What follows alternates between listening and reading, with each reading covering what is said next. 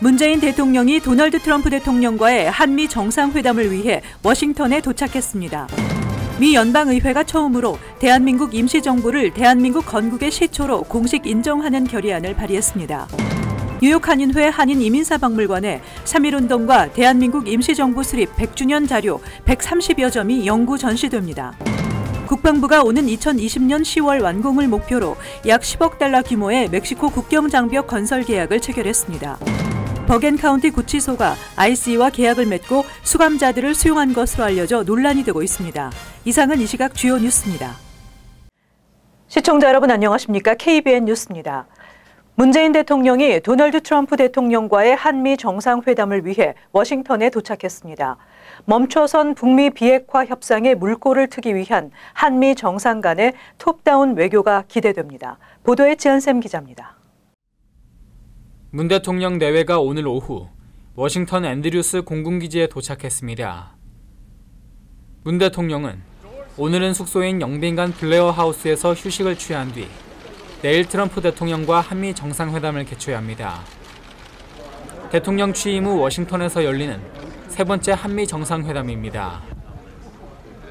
문 대통령은 내일 정상회담에 앞서 마이크 폼페이오 국무장관, 존 볼턴 백악관 국가안보보좌관, 마이크 펜스 부통령을 차례로 만납니다. 이후 문 대통령은 두 정상 내외 간 친교를 겸한 단독 정상회담을 하고 이어서 한미 간 핵심 장관 및 참모들이 배석한 채 오찬을 겸한 확대 정상회담을 개최합니다. 확대 정상회담에는 한국 강경화 외교부 장관, 정의용 국가안보실장, 조윤재 주미대사가, 미국 측에선 마이크 폼페이오 국무장관, 존 볼턴 백악관 국가안보보좌관 등이 참석할 것으로 전망됩니다. 청와대는 이번 한미 정상회담에 대해 정상 간 톱다운식 접근을 지속하면서 한반도의 완전한 비핵화와 항구적 평화 정착을 위한 구체적인 방안을 모색하는 계기가 될 것이라고 밝혔습니다.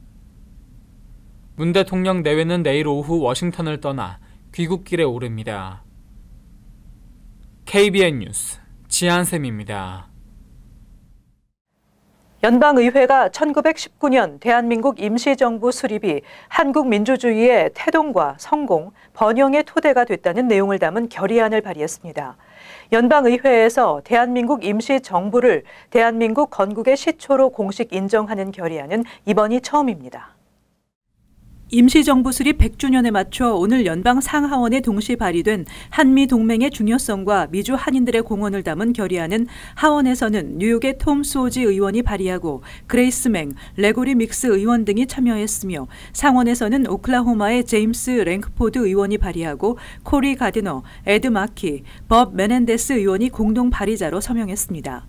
결의안은 미국과 한국의 관계는 1882년 한미 수호 통상조약 체결에 따라 외교관계가 수립된 조선시대로까지 거슬러 올라간다며 대한민국 임시정부는 1919년 4월 11일 수립됐으며 이후 해산돼 1948년 8월 15일 한국 정부로 전환됐다고 설명했습니다. 이어 하원은 100년 전 임시정부 수립을 오늘날 대한민국 민주주의의 태동과 성공, 번영의 토대로 인식한다라고 적시했습니다. 또 한미 동맹은 미국의 이익에 부합하는 만큼 외교와 경제, 안보 측면에서 더욱 강화되어야 한다고 강조했습니다. 한편 오늘 결의안 발의 이후 연방의회 도서관에는 임시정부 수립 100주년과 결의안 발의를 기념하는 행사가 열렸습니다. 연방도서관 챔버에서 저희들이 리셉션을 2시간가량 조윤재 대사님과 박효성 총영사님 그리고 연방의원님들, 상원의원님들 모시고 우리 동포 한 130명 동포 여러분들께서 함께 대한민국 임시정부 수립 100주년을 축하하며 또 이렇게 한미동맹 결의안 축하 리셉션을 가졌습니다. 기념식은 다민족으로 구성된 태권도 시범 등 다채로운 행사가 이어져 참석자들의 박수를 받았습니다. 뉴욕 한인회 한인이민사박물관에 3.1운동과 대한민국 임시정부 수립 100주년 자료 130여 점이 영구 전시됩니다. 한인이민사박물관은 뉴욕 한국문화원 특별 전시가 끝나는 오는 2월 26일 이후 전시 자료를 인계받게 됐습니다. 조윤중 뉴욕 한국문화원장은 김민선 뉴욕 한인 회장과 어제 3.1운동과 대한민국 임시정부 수립 100주년 기념 특별 전시자료 기증 협약식을 가졌습니다. 뉴욕 한국문화원은 진행 중인 3.1운동과 대한민국 임시정부 수립 100주년 기념 특별 전시자료를 행사 종료 이후 뉴욕 한인회 이민사 박물관에 기증하기로 했습니다. 이번에 기증되는 전시 자료는 사진 자료 100여 점, 역사 자료 20여 점, 디지털 자료 2점 등 총 130여 점으로 3.1운동과 대한민국 임시정부 수립의 역사와 미주 지역의 독립운동 역사를 한눈에 살펴볼 수 있는 역사 자료들이 대거 포함되어 있습니다. 조윤중 뉴욕 한국문화원장은 이번 전시에서 미국의 공립학교 학생들과 한인 학생들이 한국 역사를 배우는 뜻깊은 시간을 가졌고 가족 단위 이민 2, 3세대들의 관람객이 지속적으로 늘고 있어 전시 종료 후 뉴욕 한인회 이민사 박물관에서도 이 같은 열기가 이어질 수 있기를 희망한다고 밝혔습니다.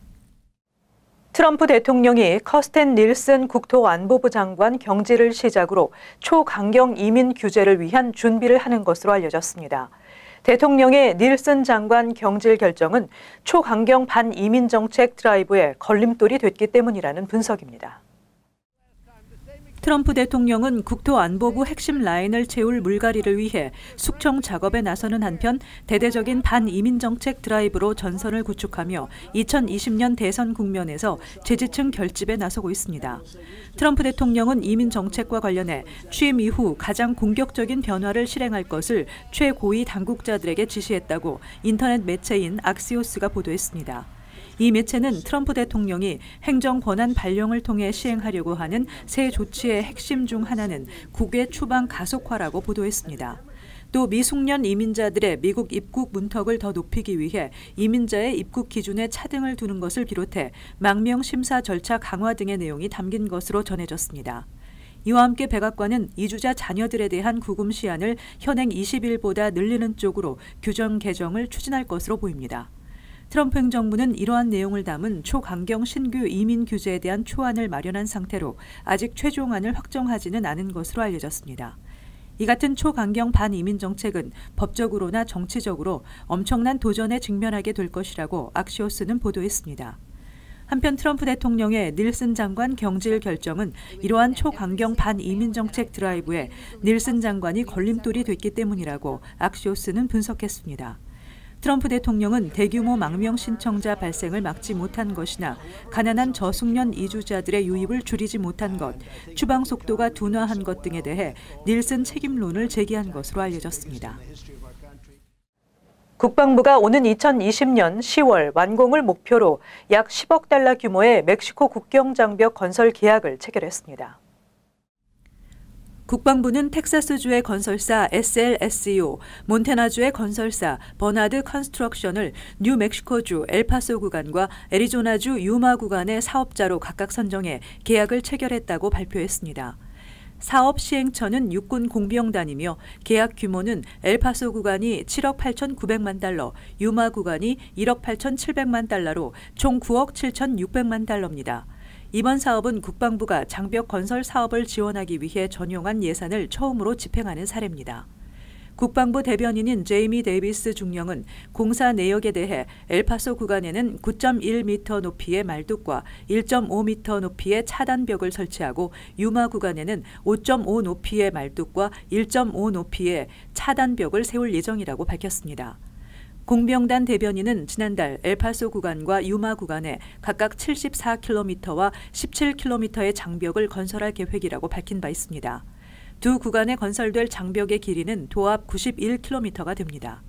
국방부 관계자들은 계약 체결 이후 국토안보부가 환경 영향 평가를 유예할지 여부에 달라지겠지만 5월 말 공사를 시작할 수 있을 것이라고 밝혔습니다.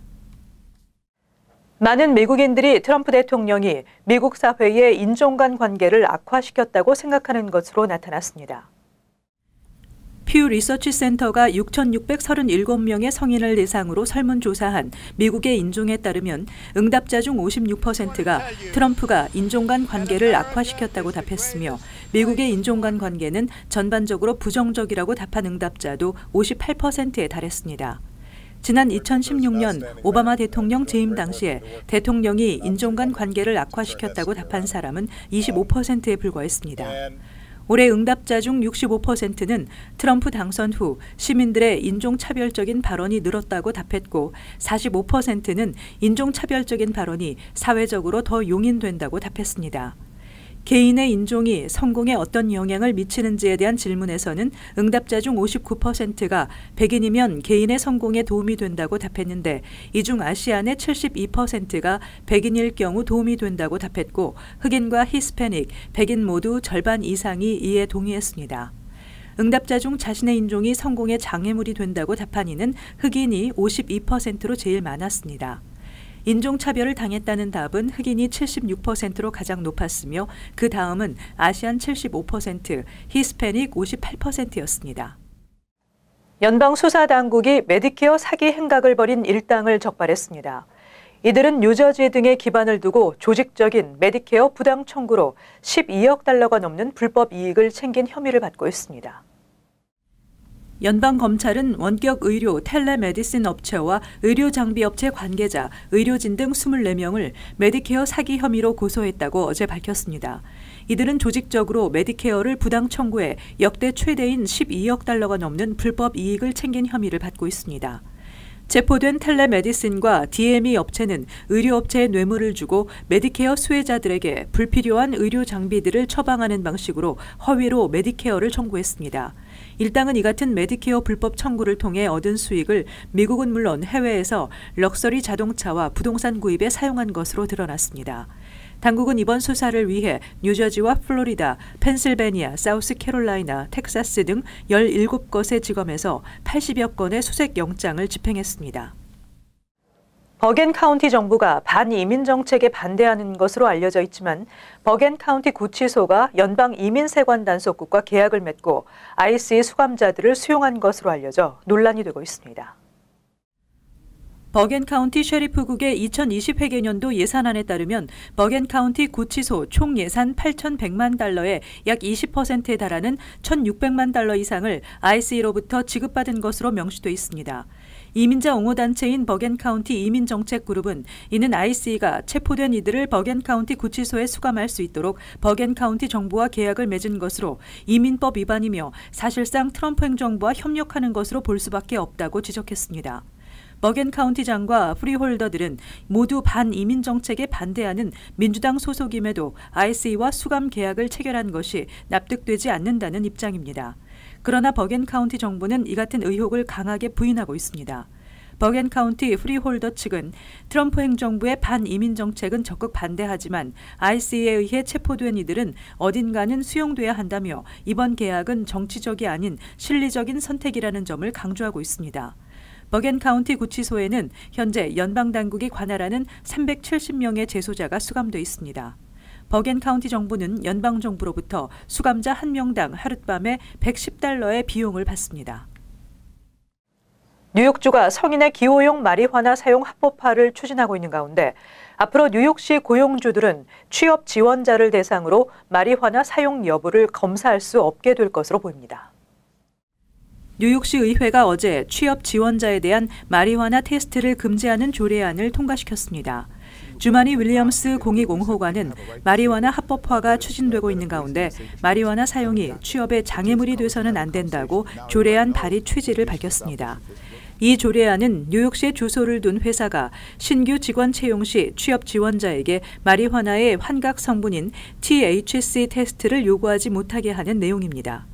그러나 경찰이나 시 연방 공무원 등 공공보건과 관련된 일을 하는 사람과 미성년자, 환자를 담당하는 업무에 지원한 사람, 상업용 운전면허 소지자와 건축 등 안전이 업무에 큰 영향을 미치는 사람에 대한 테스트는 허용됩니다.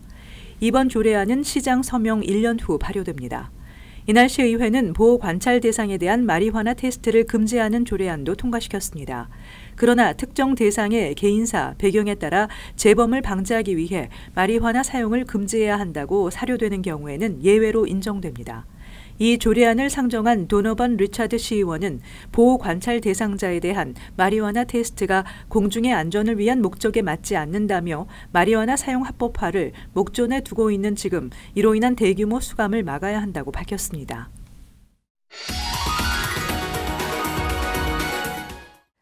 이어서 LA 지역 한인사회 소식입니다.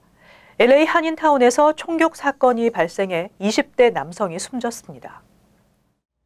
LA 경찰국은 어젯밤 10시 15분쯤 사가와 샌앤드류스 플레이스에서 총격 사건이 발생해 21세 남성 호르에 그라시다가 현장에서 숨진 채 발견됐다고 밝혔습니다.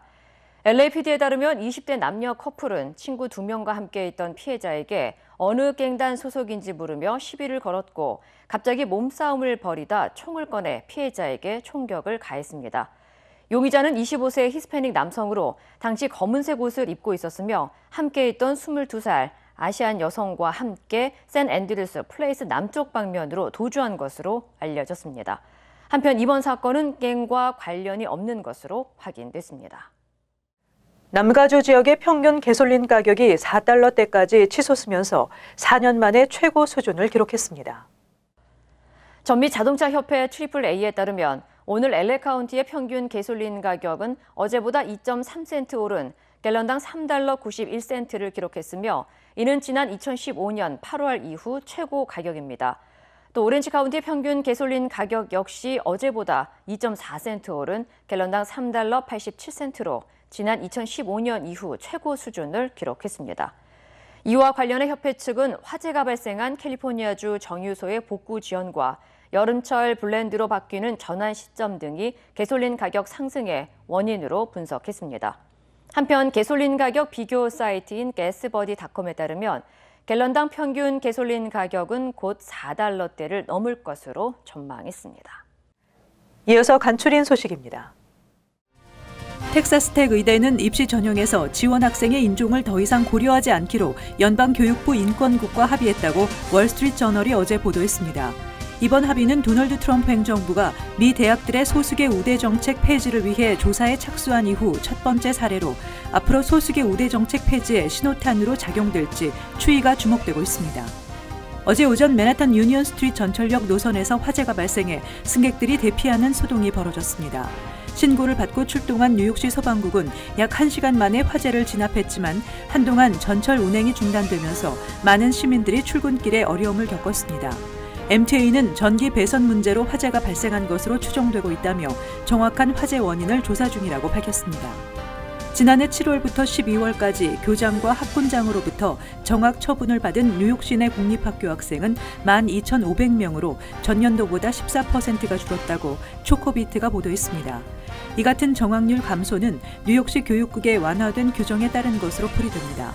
현재 뉴욕시 공립학교들은 기존처럼 흡연이나 욕설, 결석 등을 이유로 정학 처분을 내리지 않는 대신 경고와 부모 면담, 점심시간 제한 등의 대안 조치를 취하고 있습니다. 뉴욕시 스쿨버스 운전사들은 고용보장 관련 예산이 주 예산에서 제외돼 파업에 들어가기로 했습니다. 옐로우 스쿨버스 운전사 노조 로컬 1181은 뉴욕시 12,000여 명의 학생들의 통학을 책임지고 있는 릴리언트 버스 컴퍼니의 파업을 승인했습니다. 파업은 즉시 시작되는 것은 아니며 노조 측은 파업을 위협수단으로 이용해 협상을 벌이려는 것으로 보입니다. 계속해서 환율과 증권 소식입니다.